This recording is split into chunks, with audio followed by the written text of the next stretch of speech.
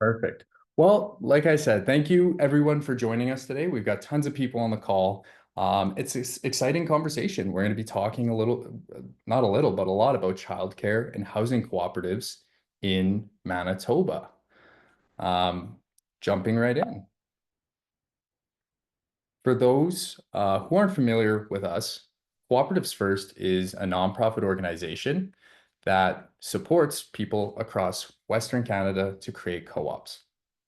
Our organization is funded by Federated Cooperatives Limited and the cooperative retailing system to provide two important supports to communities in Western Canada: education about cooperatives and free startup support for groups interested in starting a co-op. We know co-ops are a great way for people to solve their problems and meet their needs.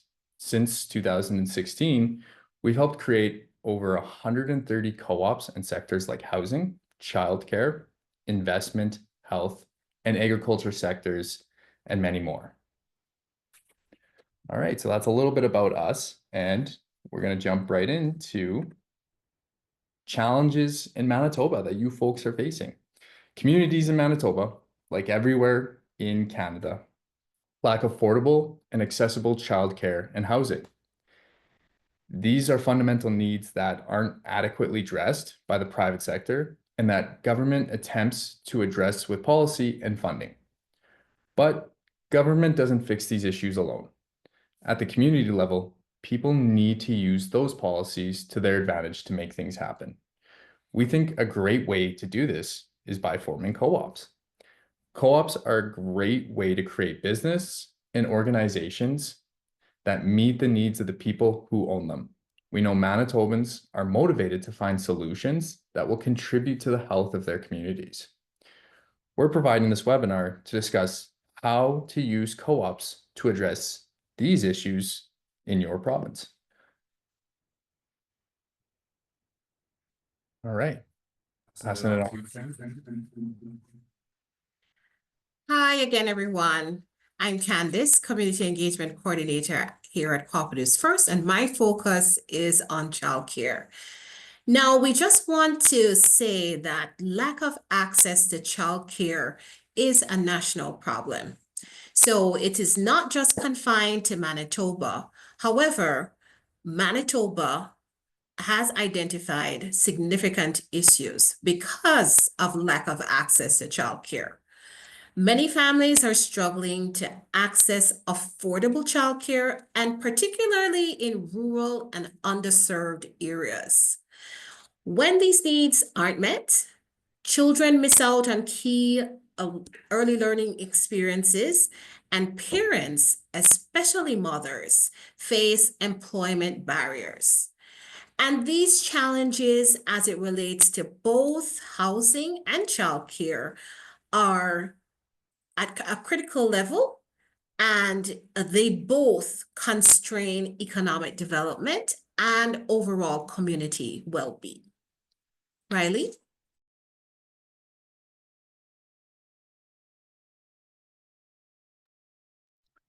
Yeah, so challenges with housing. Accessible and affordable housing is among the biggest needs in Canada.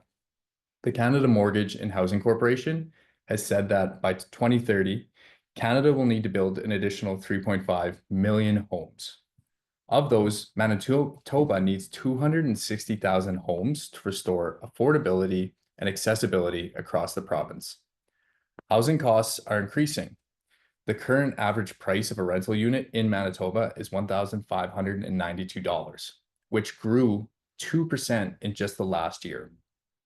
Recent statistics from the Manitoba Real Estate Association also show the average price for buying a home was over $399,000, which is up 10% from March of 2024.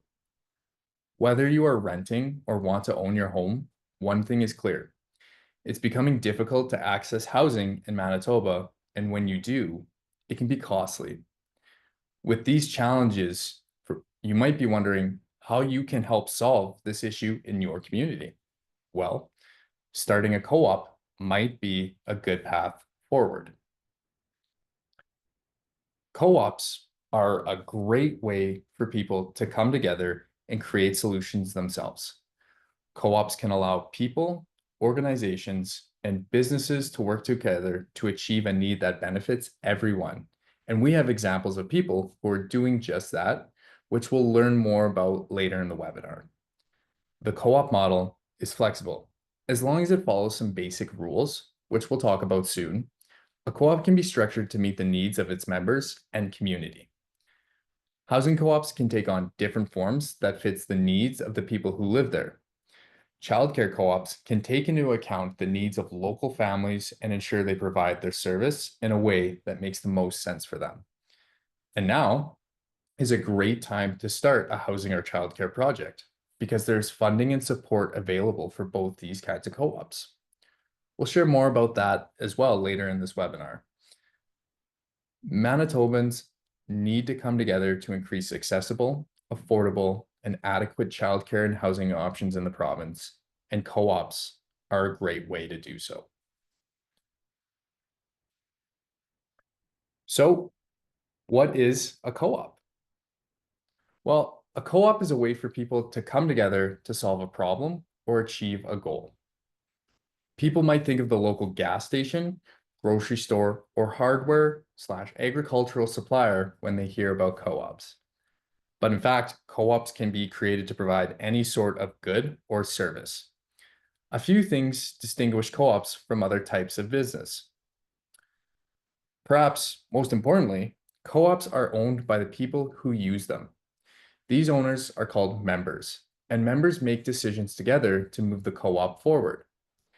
Because the members are all equal owners, co-ops have a one member, one vote decision-making system.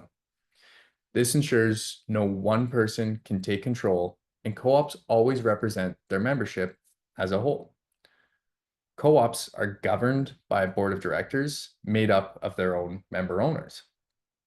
Second, co-ops are incorporated, which gives the members limited liability. This places a limit on each individual owner's personal liability for work the co-op does on behalf of the ownership group, and no member is personally responsible for something the co-op does. Once they're incorporated, co-ops can access services that any other business has access to, like bank accounts and insurance, to protect members and directors. Third, co-ops can be either for-profit or not-for-profit. For-profit co-ops distribute their profits amongst their members. Each member's portion of the profits is determined by how much they used that co-op last year. In a nonprofit co-op, which is also known as a community service co-op, any profits are reinvested back into the business. The two kinds of co-ops we're talking about today are most often run on a not-for-profit basis. These features of cooperatives make them an ideal way to create local services or achieve a goal together. So now we'll be talking about childcare co-ops. Thanks, Ryley. Now, childcare co-ops offer a licensed nonprofit alternative to unlicensed private day homes. Typically and traditionally, childcare co-ops have been parent-led, but we've come up with an innovative approach to community-led childcare co-op development, meaning simply that these childcare co-op centers are grounded in local needs and priorities and led also by community interests, not just parents. What we found is that offering childcare provides a sustainable model for addressing childcare shortages while retaining affordability and quality. We just want to state that there is a national focus on developing not-for-profit childcare and early learning centers. And what we found from our development of co-ops right across the prairies is that provincial governments are really looking for a multi-stakeholder approach to this childcare development. The federal government has also reaffirmed its commitment to the $10 a day system with a long-term funding secured in legislation through the Canada Early Learning and Childcare Act 2024. And the good news for Manitoba is that in March 2025, the Manitoba government signed on to this agreement and also allocated an additional $1.9 billion in funding through to 2031. And this is as part of the renewed federal provincial agreements. So this is great news for communities in Manitoba, and the government's support and also continued focus on the area is excellent and can be commended. The government has stated that their goals are to remain focused on increasing access, ensuring inclusivity, and strengthening the workforce in the childcare sector. And this is a key issue that all childcare centers, including childcare co-ops, operators want addressed. Next one. So when we look at the impact of childcare co-ops, childcare cooperatives can benefit the local economies by supporting parental employment, and especially for women, and also improving child outcomes.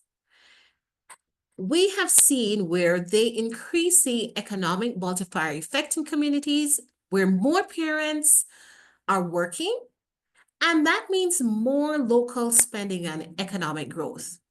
So research shows that for every $1 spent on childcare in a regional economy, a further $1.38 to $2.54 is generated. And that's just facts. So childcare spaces also make rural and remote communities more attractive for employers, professionals, and newcomers. So what we're saying is that childcare is not just a parent issue. It should be on the agenda of every municipality, every economic development officer, because there are economic multiplier effects. In the Manitoba government's recent budget 2025 announcement, it included 4,600 new spaces. And what we found with the Manitoba government is that they have become very creative in how they're looking at deploying spaces. So they're branching out into hospitals, also looking at schools, which they started already, and also including school aid spaces. So they're really doing some very creative things to ensure that Manitoba families have access to childcare. And what we're saying is that communities in Manitoba, whether you're urban, rural, Indigenous, or remote, there are funds available, and these licensed spaces will be eligible for the $10 a day funding model. And this supports equity and access for all income levels and parents right across Manitoba. So in terms of funding and grants, several grants and funding programs are now in place to support childcare cooperatives.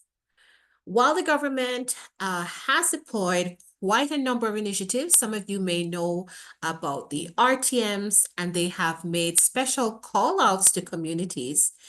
There is, of course, the Manitoba Capital Grant Program, which covers up to 60% of capital costs, which is available to all not-for-profit centers who qualify. For parents, the continued $10 a day funding is detrimental, and that continues.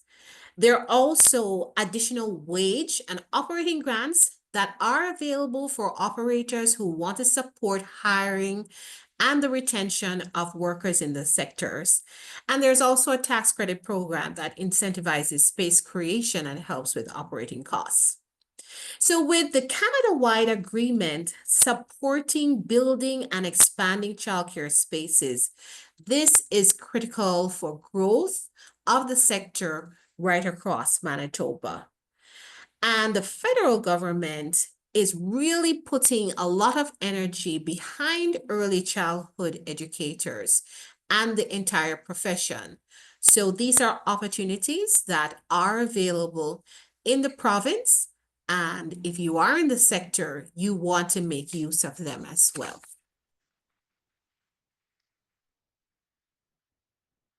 So as we look at case studies and examples, we want to draw your attention to a small town in Saskatchewan, which really helped us to fine-tune this blended approach to community development as it relates to childcare centers. The town of Maple Creek, with a little over 2,000 persons in its population, saw a need for childcare where there was a high demand and a lack of services that would address this gap. So in response to a significant shortage of licensed spaces, the town of Maple Creek, the rural municipality, and the Nittany First Nation united to form the Maple Creek Childcare Cooperative. And with our help, they were successful in attaining funding to the tune of over $500,000 to establish a new facility. It's a new build, and we're going to share their story with you in their own words.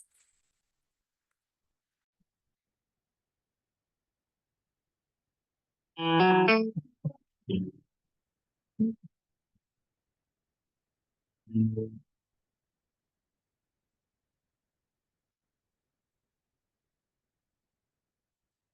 need for childcare in Maple Creek is very high.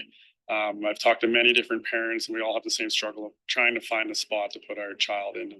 And right now, all we have is private day homes, and the waiting lists are extremely long, and it's very tough to get into those private day homes.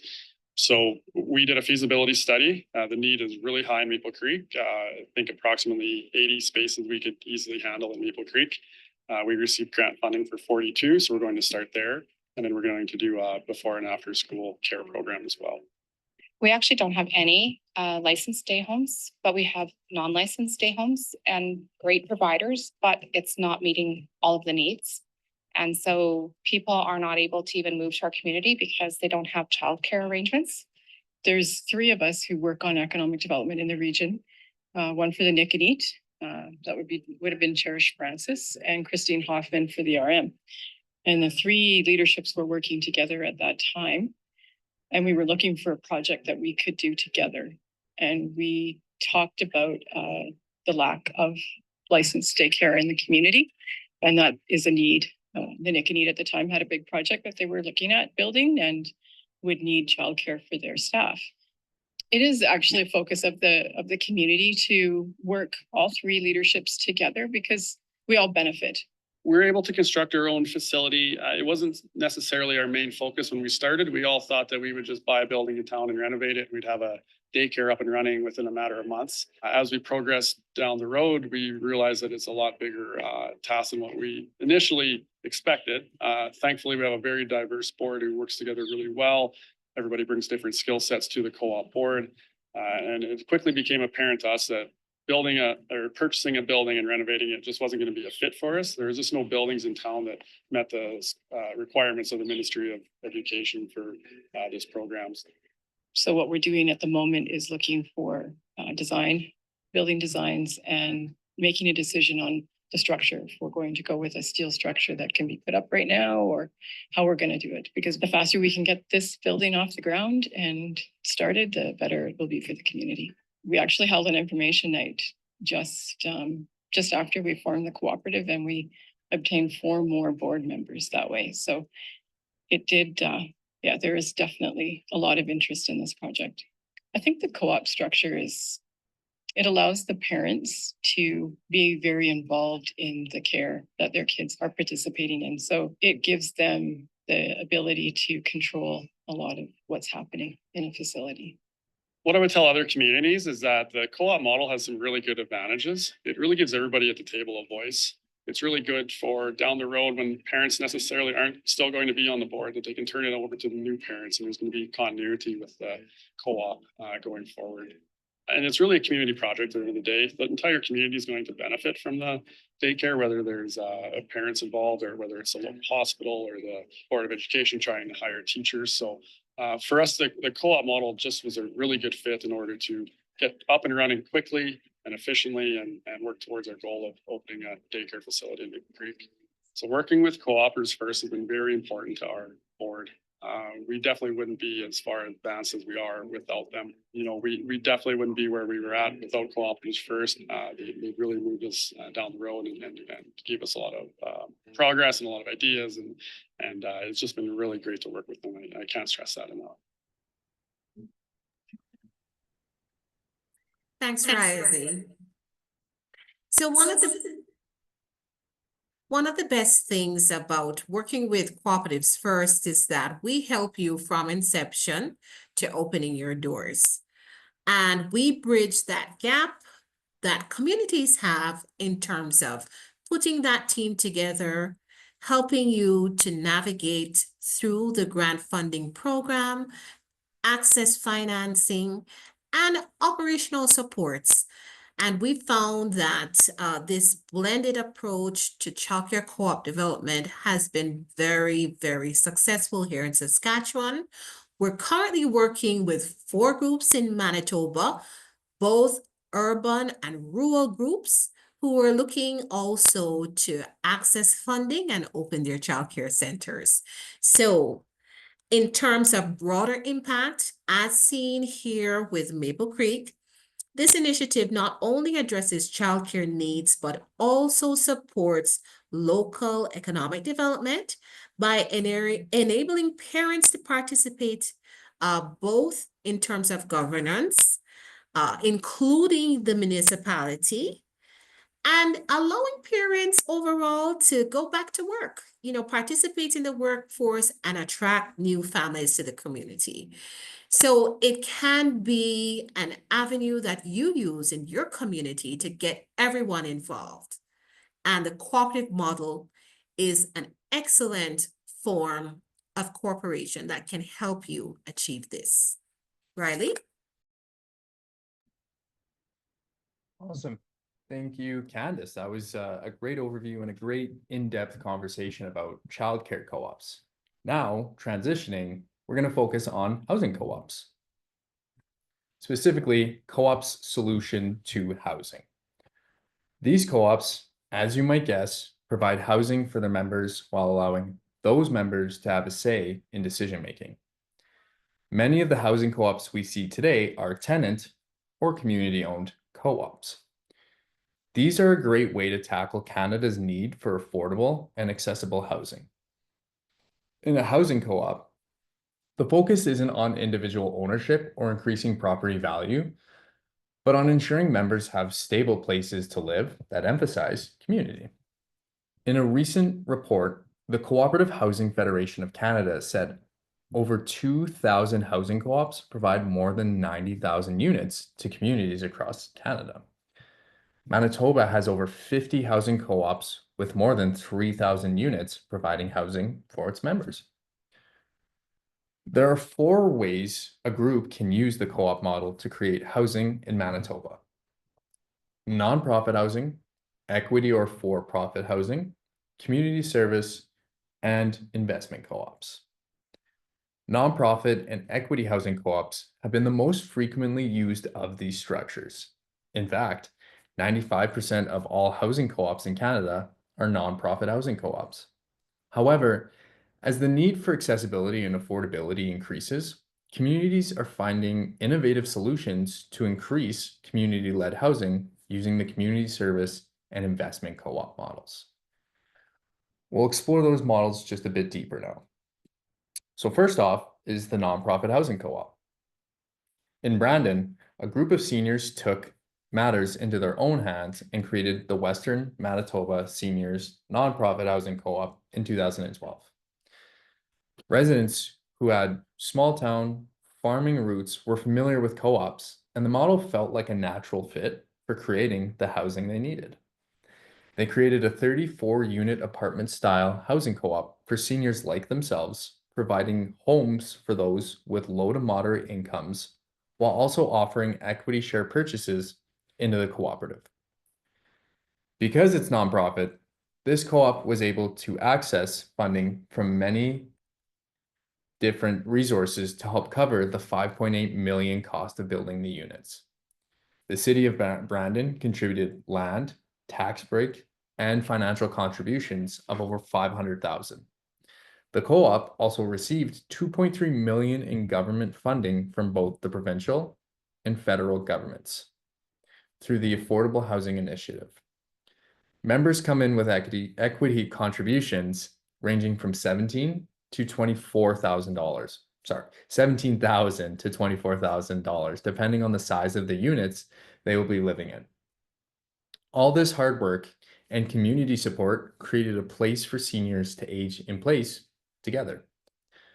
Nonprofit housing co-ops, like this one, are owned by their tenant members whose housing charges reflect the actual cost of operating the property. The board of these housing co-ops will draft the yearly budget that includes setting the housing costs to reflect and cover the cost of the housing and the overall maintenance of the housing. This is Canada's most common housing co-op model and meets the criteria for major affordable housing funding agency like CMHC's Housing Development Program. This model offers renters an alternative to a landlord and greater control over decisions that affect their homes. Most of these co-ops will access some form of government funding to subsidize rents or construction and rely on a mortgage to cover construction costs. Up next, we have equity housing co-ops. A Calgary, Alberta group decided on a unique housing co-op model to create their co-housing community. The Prairie Sky Co-housing Cooperative uses the equity housing model where each household owns its unit and they collectively own the land in common areas, like a common house that includes a laundry room and a large kitchen and dining area for community meals and events. This co-op is about community building. One member described it to us as an old-fashioned community where you know your neighbors and a chosen family. Prairie Sky consists of 3 buildings that mix townhouse and apartments around a courtyard on 3/4 of an acre. The co-op has 18 units and over 40 residents. It's a great blend, allowing members to build equity in their units while being involved in making decisions together regarding the co-housing aspects of the cooperative. While co-housing projects are typically set up as condominiums, co-housing projects align better with equity co-ops. The co-op board are able to screen candidates who move into the units to ensure their values align with the values and lifestyle of the co-housing facility, but condo boards are not. For-profit housing, sometimes called equity or market housing co-ops, like Prairie Sky, are a great alternative to condominiums. With this model, homeowners buy their units at market value and purchase a membership in the co-op. With this model, homeowners buy their units at market value and purchase a membership in the co-op. This model allows first-time homebuyers or those looking to downsize to build their assets values and get the units value when they sell. For-profit housing co-ops are the preferred model for creating a co-housing community like the one in Calgary. In for-profit housing co-ops, individual members can sell their shares at their value when they leave. Members can benefit from the increase in the market value, just as homeowners benefit from increased equity when they sell their homes. Third option is community service co-op. In Mossbank, Saskatchewan, residents didn't want elderly community members to have to move to cities to access housing with the level of care they need. So in 2011, they raised funds to create Furrows and Faith Retirement Villa Cooperative, an assisted living facility. To create the co-op, communities members rallied support from local businesses, auctioned off more than a few pies over $1,000, and relied on leadership from a group of volunteers to open the 16-bedroom facility that provides 24-hour care. Its membership is open to all community members who want to be involved in supporting the co-op, and it offers seniors a local option to age in place. If your community wants to create housing solutions, but isn't made up of the people who live in the building, a community service co-op like furrows and faith, could be the right fit. With many of the same features as a nonprofit, a community service co-op is designed to provide services like seniors housing or to deal with issues like homelessness. Membership in a community service co-op is open to the public, so anyone can get involved and be part of the solution, whether they will live there or not. Our clients in Southeast Manitoba put this model to work and are well on their way to starting to build a new seniors housing facility. They started the co-op in the RM of Piney in Manitoba's Sunshine Corner, which has a lack of seniors housing. Often, people move to Winnipeg or Steinbach to access the care they need. Community members wanted to create housing for seniors, but recognized the need for government's assistance to ensure affordable suites. So in 2020, they created their not-for-profit co-op that's owned by community members. To date, this group has secured over $800,000 from municipal government, local housing supporters, and through fundraising. Their not-for-profit structure aligns with the criteria for most granting agencies, and the community's network of volunteers ensures the co-op has the people power to keep moving forward. The group in Piney was also able to access seed funding from the CMHC through the National Housing Strategy to help with early stage planning and cover the cost of early development activities related to pre-development cost of building a new affordable housing project. The flexibility of the community service model allows for all community members to support the co-op while also approaching funding agencies, organizations, and governments to help with covering the cost of development and building the co-op facility. And last but not least is the community investment co-op. Our last example is in Sangudo, Alberta. In this case, the model is a community investment cooperative, which is really a unique approach to creating housing. The Sangudo Opportunity Development Cooperative pooled money from local investors to support local businesses and initiatives. Seeing the lack of quality family homes in their community, the co-op invested in the construction of a new house. The sale of this home contributed to the co-op's revenue, and when the co-op generated a profit, it issued dividends to its members. If the people in your community who are best placed to solve your housing problems are investors, this can be a great option. Community investment co-ops are a creative way to use a co-op to provide flexible financing to build housing stock, while also offering members a chance to invest in their community. Investment co-ops allow community members to create a locally managed pool of funds to support entrepreneurs and economic development. Members contribute to this pool of funds by purchasing investment shares or lending money to the co-ops. This model is even flexible in the way members can purchase the investment shares. Members can use funds from their self-directed RRSPs and TFSAs to purchase investment shares from the co-op. By bringing together businesses, investors, and community leaders, an investment co-op can be the tool to start discussions about what your community needs and address those gaps. Maybe you need more homes to house new workers that will help businesses grow and need access to flexible capital required to build seniors housing facilities.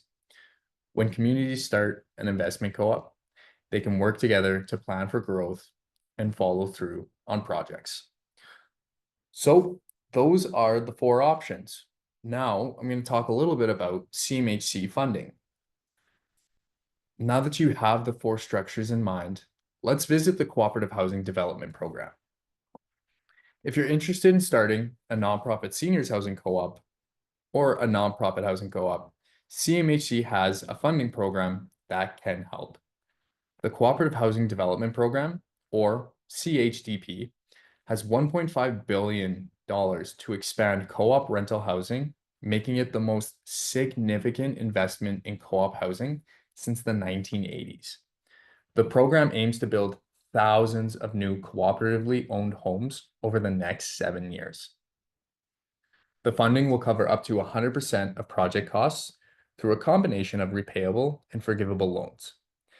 This program will fund projects that operate on a not-for-profit basis, including nonprofit housing co-ops, seniors housing co-ops, community housing organizations, land trusts, and Indigenous housing co-ops. CMHC announced that this funding program will open its next intake sometime this year. Additionally, CMHC also has other forms of funding that groups can access through the National Housing Strategy. This strategy was launched by CMHC in 2020 that aims to deliver a mix of funding, grants, and loans to create affordable, stable, and livable communities. This program offers funding to help with creating new housing supply and even has specific programs to support the construction and build of housing with the Apartment Loan Construction Program and the Affordable Housing Fund. While both of these are great for creating solutions to housing using co-ops, it's important to highlight that both the CHDP and the National Housing Strategy are only available to co-ops that follow a nonprofit structure and aren't available to groups who go through the community investment or equity co-op routes.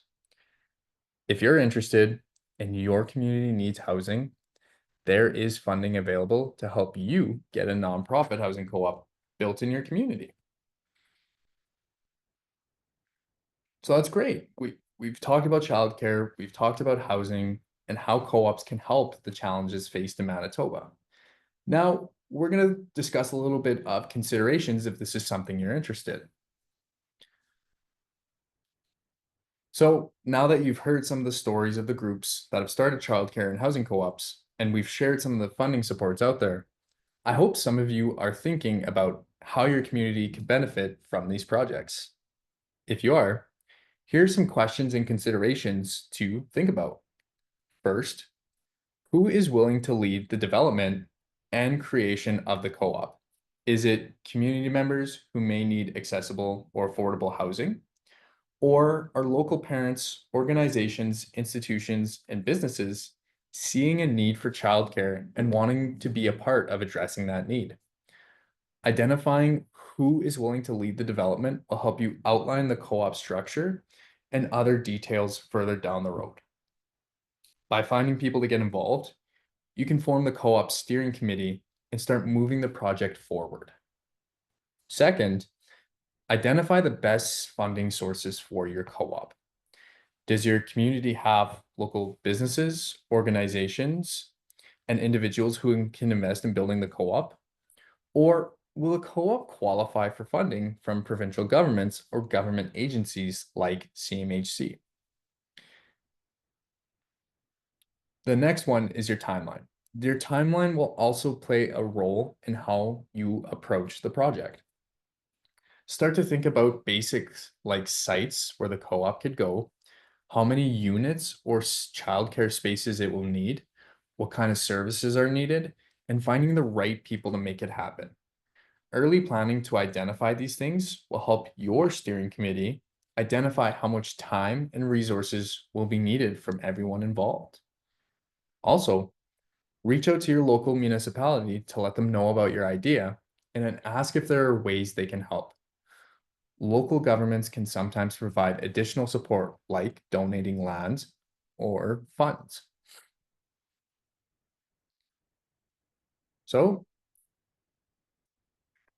interested in starting a co-op? So I hope some of these stories have inspired you and maybe sparked some ideas for cooperatives you could start in your community. If that's the case, great. Here are 3 important first steps to take to get started creating your co-op. Find your purpose. First, identify your co-op's purpose. Because we're talking about childcare and housing co-ops specifically, the purpose may seem obvious to provide housing units or childcare spaces, but get more specific.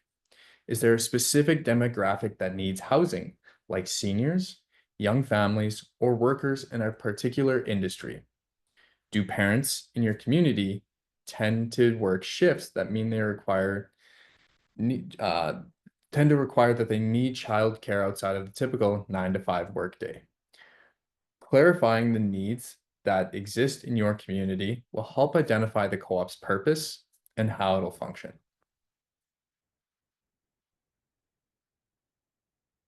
Next, find your people. Now that you have your purpose, next step is to find people who want to join you in creating the cooperative. The co-op's members should be the people who will use and benefit from the co-op. To start a co-op, you'll need at least 3 committed people to work on getting it started. But housing and childcare projects will eventually need more than that.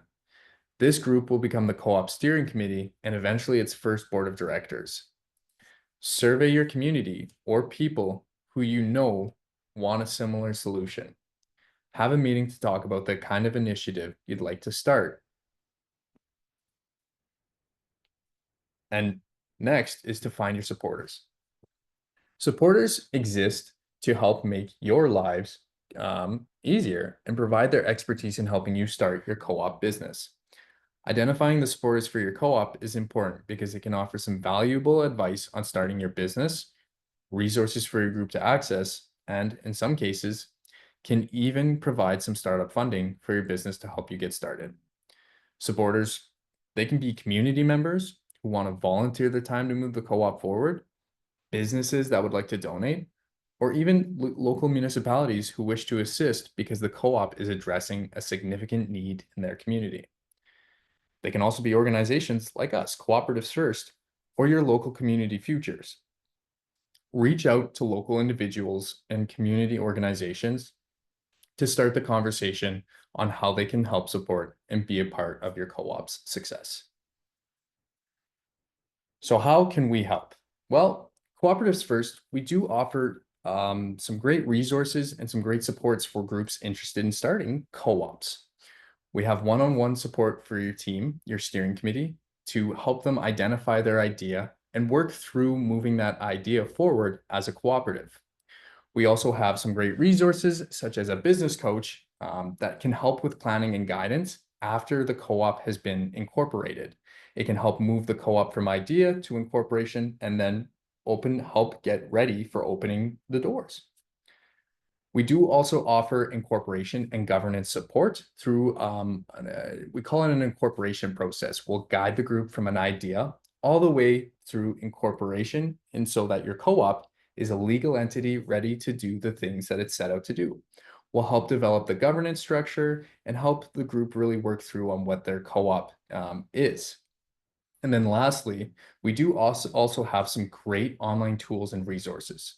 Our co-op creator has great resources for co-ops and entrepreneurs at every stage of starting a co-op, whether it be just wanting to understand the idea or business planning.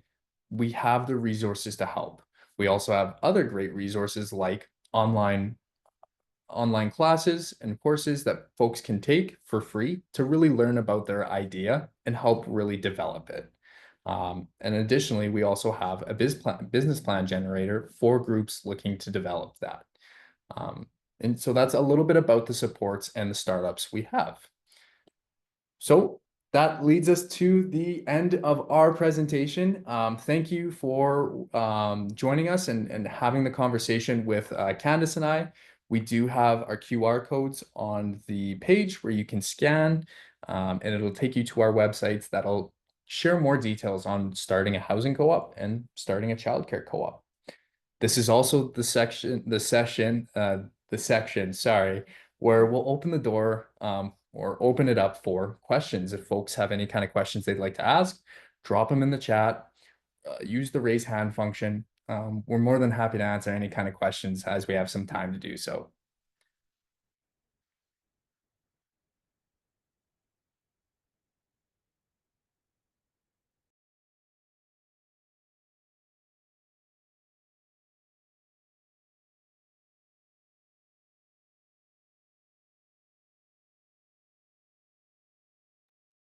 I will also say we will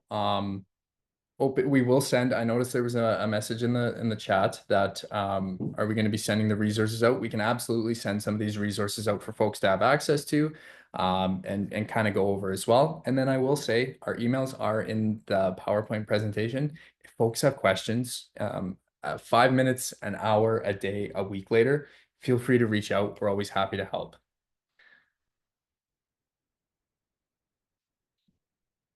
Yeah. Looks like we have a question in the chat. I'm curious, while childcare and housing are being considered separately, a number of communities are pushing for childcare to be included in new housing developments. Yeah, Jane, that's actually a really great question. In this case, and I can explain it from my perspective here, we really wanted to separate the two because in some cases, childcare co-ops can, be structured differently than housing co-ops. And one of the things to keep them separated in this case is that we always want to make sure that the governance doesn't blend so that members of the childcare co-op don't have the same voting access rights in the housing co-op. They can exist in the same units. Oh yeah, they can exist in the same units. And if there's a build and there's space for it, housing can have space for childcare, but it's important to kind of keep the two separated from a governance perspective. Yeah, great question. Candice? Thanks for that question, Jane. I think it's an excellent question as well. And as Ryley mentioned, of course, in terms of space planning, we're seeing both the Manitoba government and also developers getting very creative in terms of including childcare centers in their development plans. And it's really a no-brainer. So thank you for bringing that up.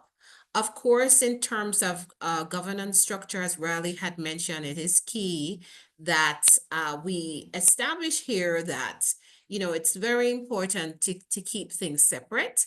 But the cooperative model is so flexible that it really allows for groups to have that division and be able to set up solid governance structures. And of course, as a board, you'll be putting in a team in the co-op center who will report to the board as well. But it's an excellent concept and it has been proven to work. So thanks, Jane, for bringing that up in the session as well.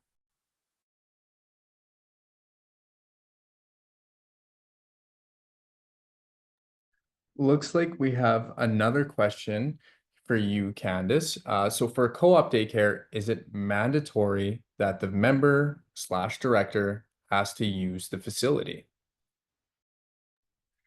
Thanks for that question. And it's not mandatory. However, as a member director, you are entitled to use the facility. You do have, I would say, institutional partners, maybe concerned community members who can become a member of the co-op, because they want to have a say in what's happening in their community. So of course, as a member, you will be entitled to use the facility, but you can also have a voice if you're not using the facility. So thanks for that question. Awesome. Looks like we got another question from Joel. I'm assuming that the co-op housing initiatives also fit with the housing accelerator program. Absolutely, Joel. How that's used is entirely up to, the municipality or the city that the housing co-ops are in to access the program and make it more accessible for developers and housing co-ops or even childcare co-ops to develop within those kind of areas. So absolutely, it is it does also fit with that that program as well. Any other questions? These are great questions. Oh, looks like we have a question from Temitope. As a member of the co-op childcare, can you work within the center? Thank you for that question, Temitope. I think that is a question that we get a lot. And what we found, especially as it relates to nonprofit childcare centers, what we found that provincial governments are really stressing now is in terms of your governance structure, and Ryley would have mentioned it, they're really asking for a lot of transparency there. So for example, when you start out with your steering committee, you may have persons who are ECE level 3, meaning that they can potentially fill the director position for the childcare center. And of course, you want to include all the professionals who will contribute to this project as a community. However, what we found is getting closer to incorporation and licensing. Some provincial governments have said, if it is that you've identified your center director, that center director should not be a board member. And this is because the center director will be responsible for the operations of the co-op and will be reporting to the board. So this is what we call a conflict of interest. And we're finding more and more the guidance is that even if you do have the center director as part of your initial steering committee, by the time you get to licensing, that person should not be on the board, right? We also see from time to time as well that there will be conflicts of interest with husband and wife teams, families. So what we do in terms of your articles of incorporation, and also when we get further down into your bylaws, is that we try to address some of those conflicts, especially as a non-for-profit cooperative, really focus on community service and really addressing those community needs. You want to ensure that you're not giving the appearance of any type of favoritism or bias. So it's very important to establish that. And we encourage groups to look when you establish your bylaws to have those type of notes that really helps in terms of the overall governance, because you find later down the road, it does create some conflicts. So thanks for that question. It's excellent. So if you're working towards your ECE level 3 and you see yourself as contributing to the team in terms of running the daycare, the childcare center, then I would say you would not in a co-op be eligible for a board position. Ryley? Awesome. Thanks. Great answer. We got another question for you, Candice, from Parvati. I'm assuming that the Co-op First helps with planning and budgeting when it comes to getting licensed.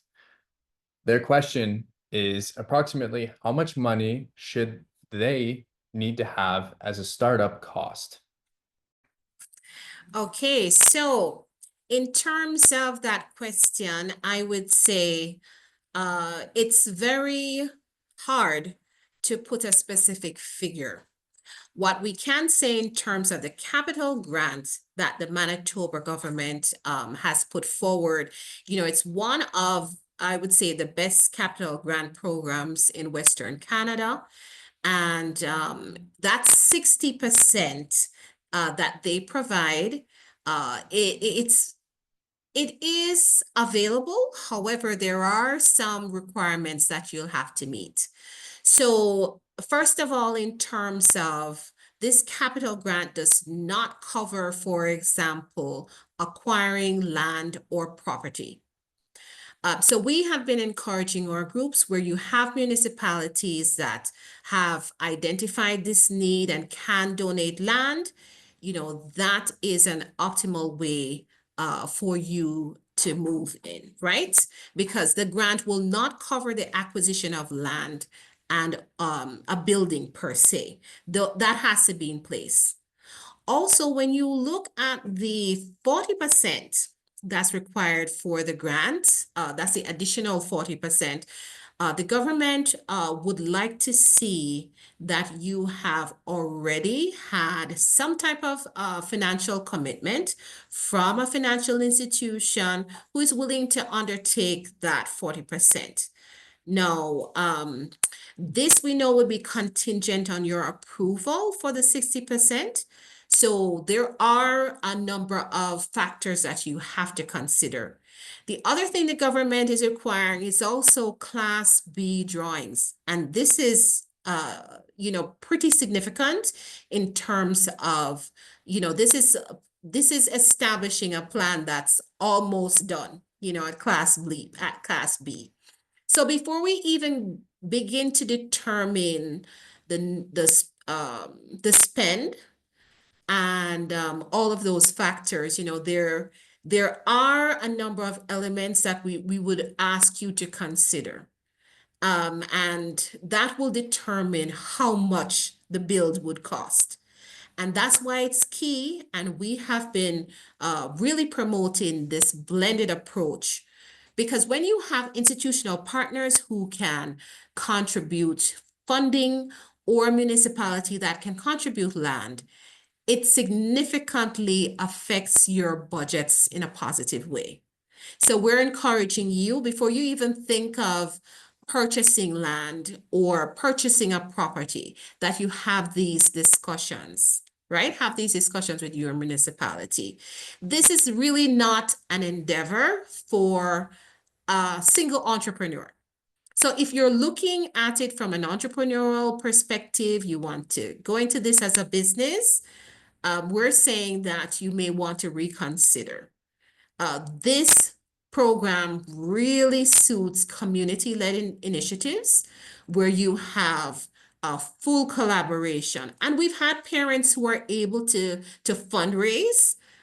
We have examples here in Saskatchewan. They fundraise, they get financing and get their doors open. However, Manitoba, it's a little bit different. So definitely we would say to you, before you even consider costs, look at your blended stakeholder team to see how far we can get down the line. And of course, we can support you through this process. And feel free to reach out if my answer was not direct enough. Ryley? Absolutely. It looks like we're coming up close to the hour mark. But there was a really great question asked in the chat that I'm gonna just address quickly, and then yeah, we'll end today's session. But it comes from Roxanne, and it's, do you recommend regionalizing a housing co-op initiative for several housing projects located within several communities, or keeping co-ops separate for different communities that may have different interests? This is for rural areas.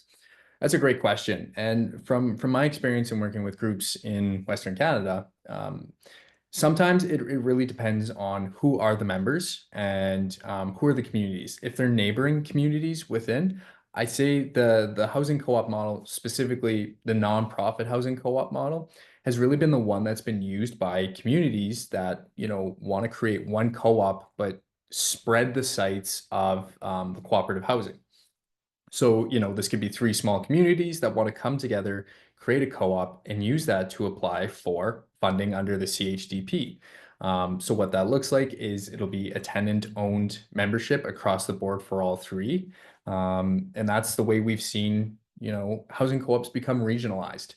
In the case that if it's different kinds of members, I would always recommend creating a different co-op for a different community that might have different needs. So if it's a seniors care co-op, that's a little bit different than, a seniors housing, because the idea is that with the seniors care co-op, the emphasis is on providing that the care, and there's the levels of care that needs to be provided. And additionally, that'll go through something like community service model, where members can also be people from within the community that want to support the initiative, and maybe sit on the board that won't be the ones living in the housing co-op. Whereas on the other side, when it comes to seniors housing, the idea is just having a place for folks to downsize or live co-housing together, but maybe might not need that care aspect. What I'm getting at here is, yes, you can regionalize a housing co-op. It's worked in the case that, the communities are close to each other geographically.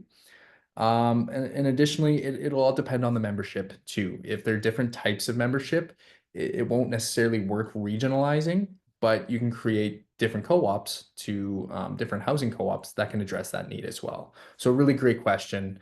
I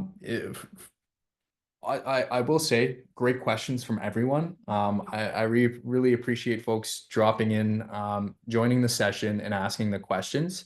I'm gonna put our email into the chat here. We got my name, and then we have Candice's. If folks have questions, please feel free, send us an email. We're more than happy to have a conversation and more than happy to, just help if folks just have a question or if they want to move a project forward. Yeah, that's what we're here for. But once again, thank you everyone for joining us today. Yeah, have a great rest of your Wednesday.